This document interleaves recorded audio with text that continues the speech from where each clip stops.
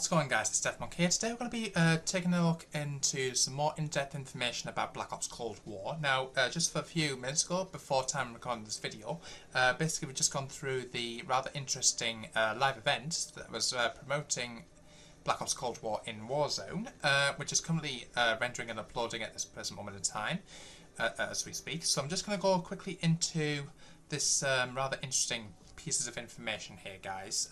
We're going to learn a lot in this specific episode about what we can expect to see in Black Ops Cold War. So, the Black Ops Cold War leaker claims to have revealed maps, weapons, features and more.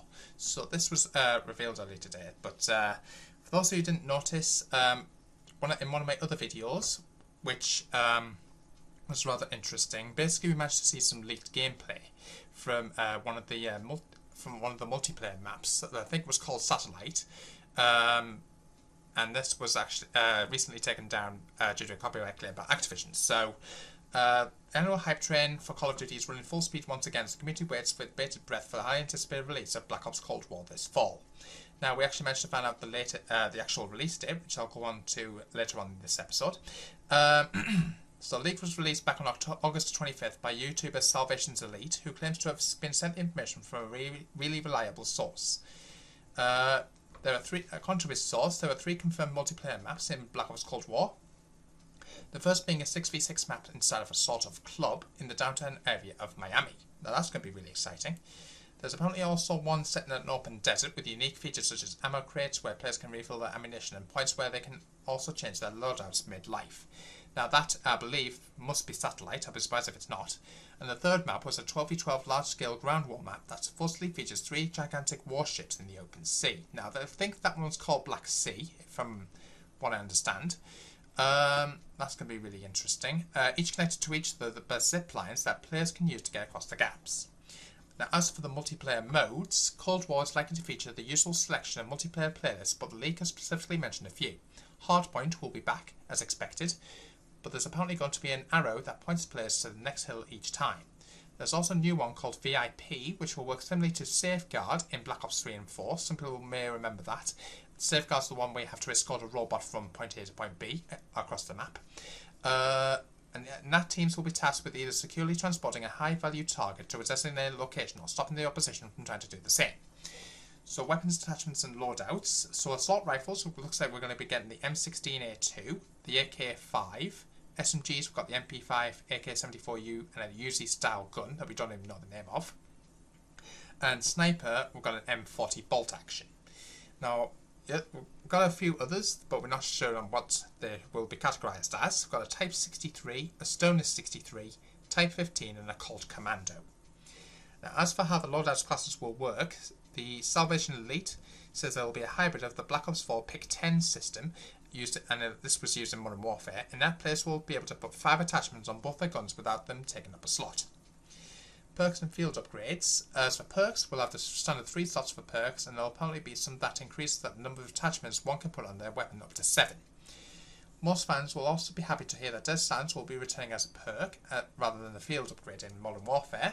There will still be field upgrades, though, including proximity mines, trophy systems and others.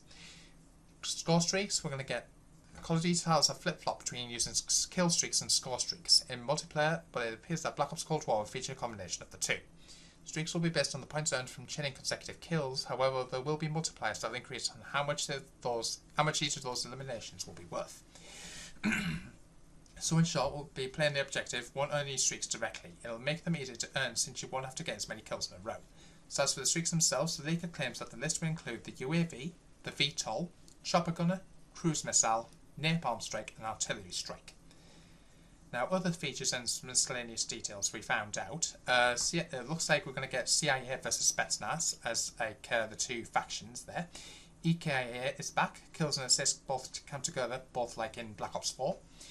Movement is similar to Black Ops 4. There's sliding and slide cancelling. 150 health, but time to kill is faster than Black Ops 4. Full health regeneration, so there's no stim, there's no manual health regeneration, so that's good. Strong skill-based matchmaking, like in Modern Warfare. Minimap is normal again, like with red dots. You can swim in water and there's no specialists. There's pretty much everything that was revealed in Salvation Elite's now taken down video. Of course, all of this information should be taken with a grain of salt, since none of it can be confirmed until Activision themselves start rolling out the details. So that's just all rumours, guys, just a little disclaimer there. So we've managed to get all sorts of different bits of information. So the Cold War editions, for those who don't know, there's going to be 3 editions, the Standard, the Cross-Gen and the Ultimate Edition. So the Standard Cross-Gen costing $60 will feature the Black Ops Cold War game as well as the Confrontation Weapons Pack. So if you pre-order any of this digital edition, you'll receive the early access to the open beta as well as the iconic Operator Frank Woods and an AR weapon blueprint for immediate use in Modern Warfare and Warzone. The Cross-Gen bundle, PS4, PS5 and Xbox One, Xbox Series X for $69.99. Before I go on to the Cross-Gen bundle, just worth noting here, guys, the Standard Edition is only for PS4, Xbox One and PC, no Next Gen. The Cross-Gen bundle, PS4, PS5, Xbox One, Xbox Series X. This is the Cross-Gen bundle, so you'll be able to play on PS4 and PS5. So it includes Call of Duty Black Ops 4 Cold War game, current gen and next gen version when it launches, and the Confrontation Weapons Pack. Pre-order and receive early access to the open beta and additional Modern Warfare and Warzone content. Call of Duty Black Ops 4 Cold War game, as well as the Confrontation Weapons Pack. That's current gen and next gen versions. Pre-order any digital edition and receive early access to the open beta and the Frank Woods AR weapon blueprint for immediate use in Modern Warfare and Warzone. The Ultimate Edition for $89.99 on PS4, PS5, Xbox One, Xbox Series X and PC. Call of Duty Black Ops World War game. The console versions include current gen and next gen versions when they launch. The Land, Sea and Air pack with 3 operator skins, vehicle skins and weapon blueprints. Battle Pass bundle will include a 1 season Battle Pass and 20 tier skips, as well as a Confrontation Weapons pack. The Ultimate Edition, if you pre-order it, you will receive early access to the open beta, iconic Operator Frank Woods and an AR weapon blueprint for immediate use in Modern Warfare and Warzone, as well as 10 tier skips, again for Modern Warfare and Warzone for immediate use. The Battle Pass bundle will be available when Season 1 Battle Pass for Black Ops World War is made available. So if you pre-ordered any of these, they're currently live as it stands right now, guys. You can go in game on Modern Warfare and Warzone. You'll be able to purchase this all in there. Now the open beta. Now Activision has announced an open beta for Black Ops Cold War, and players can get early access to the game's open beta by pre-ordering the game, as aforementioned.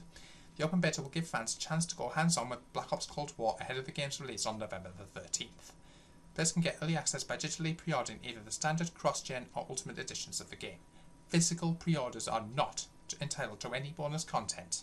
This includes the open beta, Woods Operator Pack and the Confrontation Weapons Pack. Actual platform availability and launch date are beta subject to change.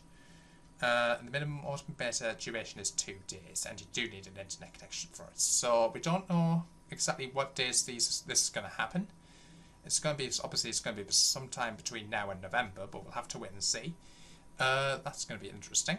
I've also got information about the campaign, which has been developed by Raven Software.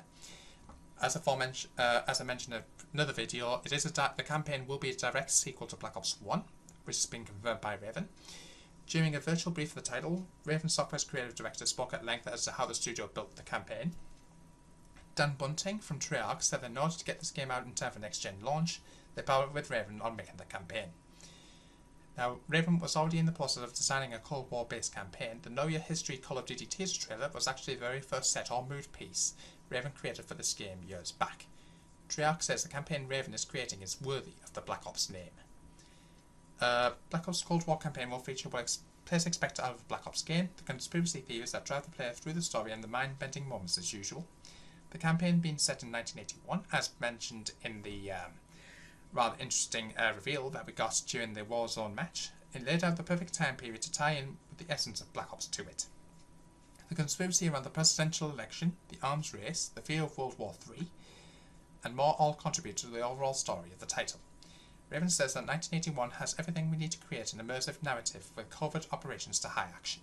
With the partnership in mind, Raven is focused on the campaign aspect of Black Ops Cold War, while Treyarch is focused on the other modes of the game. And Raven continues to work on a Call of Duty Warzone as well. So that's interesting there. Just going to go quickly into a few more things here, guys. I've got a description of several Black Ops Cold War campaign missions. So I'm just going to go quickly through this as best I possibly can. All gameplay that we managed to see was PS5 gameplay and pre-beta. So the first cutscene was shown to us during the briefing. This cutscene per Raven takes place early on in the game's story. This is going to be fairly lengthy, I feel. Basically what we got was the cutscene that takes place inside the White House briefing room as Russell Adler and team showcase their evidence and information on how to catch Perseus. Officials in the room adapting the intel Adler's team brought in and were questioning as to if Perseus is even real or not. General Hagg, hope that's his name, claims during the scene that it's more myth than fact about Perseus' whereabouts. But the intel they suggests is in play again and has plans to launch an attack against the West. CIA analysts consider him the single largest threat to the free world. Russell Alder says, when doubted by the generals, you don't have to take us seriously, but innocent people will die. There's something major happening after 13 years of not hearing of Perseus. So, the scene continues with President Ronald Reagan entering the room to get an update on what's happening. The President says, is the threat real? Can you stop Perseus? But Adler calls out that the mission that will probably be illegal and in violation of treaties. Reagan ends with give Adler what he wants and only one fillers, and the scene ends. So, how many missions have we got here? We've got 3 missions. If you don't want spoilers, guys, just click away from this video. This mission was a mid-game mission, and it takes place in a Soviet structure behind the Iron Current. This mission features stealth and high-action gameplay in Ukraine, where fans have to find out what's held inside the said structure. Fans enter a massive Soviet base and attempt to recover what's left inside, but are met at first with a glaring 1980s Russian version of America's style set. It looks like any town USA. This mission is very classic Call of Duty style. When you breach into the perimeter, your team gets detected and has to take out the Russian forces. The mission shows AK-47 weapons, mounted turrets on vehicles, and you have to storm through the city to get out with the intel. The mission footage ended with a montage style of parts of the mission, including mounted turret on a vehicle-to-vehicle combat. Second mission, named Moscow, was where we saw took place inside the KGB headquarters in Russia. The building is called the Lubyanka. This is one of the missions that emphasise player freedom and Raven's decision to allow player choice in Black Ops Cold War. This mission starts with you as an undercover Soviet agent inside an office in Lubyanka. The first half of this mission lets you pick how you want to play it. A screen Raven soldiers offer you to play through it by making a choice whether to steal, poison, bribe or blackmail a certain individual in the mission. This dictates how the first half of the mission goes. As you're walking through the Lubyanka, I've got to say that word all tons of times now, there's a tense feeling echoed through the character. The second half of the mission is the classic Call of Duty action you know from past Black Ops games. You must fight your way through the entire Lubyanka and successfully secure intel and take it out of the headquarters, beg your pardon. The mission demo presentation ended with the intense fighting sequence as you work your way out of the location. The third mission is in Laos or Vietnam. The third mission we saw was a flashback mission to the Vietnam War, and the team needs to find vital intel in the past that helps shape Black Ops Cold War's story. This mission takes place in the later half of the overall story, and they need to find the hidden clue. In this mission, players pick the path they want to play through. There are 4 different options to experience. The map takes place during both day and night in Laos. The Laos mission is the most unique and mind-bending mission in COD history, Raven says. You can reset this mission as you play through it and make different decisions through the mission itself. There's 4 different options to live through this mission. It's never seen before in Call of Duty. The clip started in Laos during daytime, fighting in the jungle as you navigate through enemies in a massive firefight. The mission jumps for the sake of time to the night time in Laos as you fight your way to secure the helicopter to get clear of the area. You can actually reset this mission as you work your way through it and experience it in different ways. One clip Raven showed the YouTubers shows the mission start over and then make players go through a mind-bending experience. Bunkers are falling from the sky into the map and twist you into falling into it. And then you fall through different dimensions as you try to adjust your mind to get back into the main action. You hear voices in your head, with one saying you're the only one who knows the truth about something redacted. So that's all the information we got about the Black Ops missions. So that's interesting. Now, Warzone content will transfer over with Black Ops Cold War, just bear that in mind, guys. I'm not going to go into much detail on this, but if you want to read these for yourselves, guys, I will link the articles in the description. Make sure you guys check them out. So we've actually got interesting information about the Cold War campaign endings, which has multiple interesting factors. Getting all sorts of information as we get them. I'm going to see how much I can get through in one episode here, guys. So, we've got managed to just gone through that campaign. Interesting. Transform to Cold War. We just learned about that. Meet the characters of the Black Ops Cold War campaign. So, that's going to be interesting. Yes, Frank Woods is returning, but... Oops, Daisy. Yes, Frank Woods is returning, but Raven does not say who's the voice actor for him in Black Ops Cold War. Katie Sabin, who is Raven's vehicle artist, said that Woods would have his favourite vehicle with him along the story's journey. The Banner Rocks pickup truck is Woods' choice of vehicle and will fix it as he needs. The vehicle in-game is recognisable and ties back to the Cold War aesthetics. So that's going to be interesting. The new characters also include Russell Adler, played by Bruce Thomas, Helen Park, played by Lily Cowles, Leza Azulay, I hope I pronounced that right, played by Damon Dayoub, and Lawrence Sims, played by Reggie Watkins. The game's villain is played by Navid Negaban, I hope I pronounced that right, who is in Showtime's Homeland series. So that's going to be really interesting. Hopefully we're going to get some images of them in game. So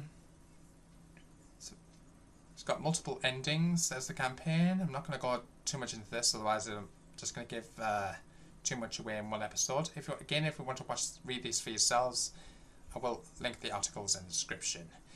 PlayStation partnership confirmed for Black Ops Cold War, so they're staying with the PlayStation, not the web compatibility, but we're going to get exclusivity, beg your pardon. So that's good. What else have we got? The Cold War Land, Sea and Air packs. This will have the Land Sucker Punch, Red Bear skins. This is all included in the Ultimate Edition, by the way. Got the Black Tide Sea Camo. Got a Leviathan skin for the boats. And for air, we've got the Wingman pistol, as well as Death Dealer skin for helicopters. These look really good. I'm not going to go into too much into this. We've got a weapon blueprints, a Sucker Punch shotgun, sort of stock and shorter barrel, more than mitigates the weight of shells taped to the side. Vehicle skin Red Bear. The colourful blue hue seems a little worn, but the bright red star on the side will make the standout tank among a platoon. That's all in the land packs there, guys. Operator skin ground infantry with bandolier and mesh face camouflage. That's going to be interesting. The Sea theme pack, again the Special Operations wetsuit. Weapon blueprint's going to be called the Black Tide. Assault rifle, chambered for 5.56 by 45mm NATO cartridges. And it's gold standard for any operator fitting label for a blueprint that features subtle yet intricate gold accents. Vehicle skin is Leviathan skin. A striking separate-like patterns only broken up by necessary accessories. With the seafaring trim and decals. Air-themed, we've got the Division Operator Flight Suit, the Airborne. Weapon blueprint's going to be called the Wingman Pistol. Pretty much, I think it's like a... kind of like the Magnum, if you will. Vehicle skin, Death Dealer skin. This whole game based off a chopper foregoes the more extreme checkered pattern, yes, seen on a blueprint or operator skin with yellow markings on a blue painted base. That's going to be interesting there, guys. So, yeah, we've got a lot of information here, guys. Black Ops Cold War campaign will let you create your own character from scratch. That's going to be really good. Character customization. Black Ops Cold War development team includes multiple Activision studios. Digital standard edition of Black Ops Cold War can upgrade to... I'm going to open that up in a shortly. Black Ops Cold War will feature crossplay, free DLC, and we're going to see that in a sec. Right. Digital standard edition of Black Ops Cold War can upgrade to a next gen for a fee. Okay, so that's going to be for an additional $10 if we do decide to move it up to the next generation of PlayStation. And that's going to be interesting. Black Ops Cold War will feature crossplay, free DLC, and Battle Pass. Okay, so we've got all sorts of different bits of information here, guys. So I hope you guys found this all rather interesting. If you did, smash that thumbs up button. If you're new to the channel, please smash the subscribe button. Don't forget the notification bell so I see more videos, and I'll see you in the next one, guys. Until then, peace out.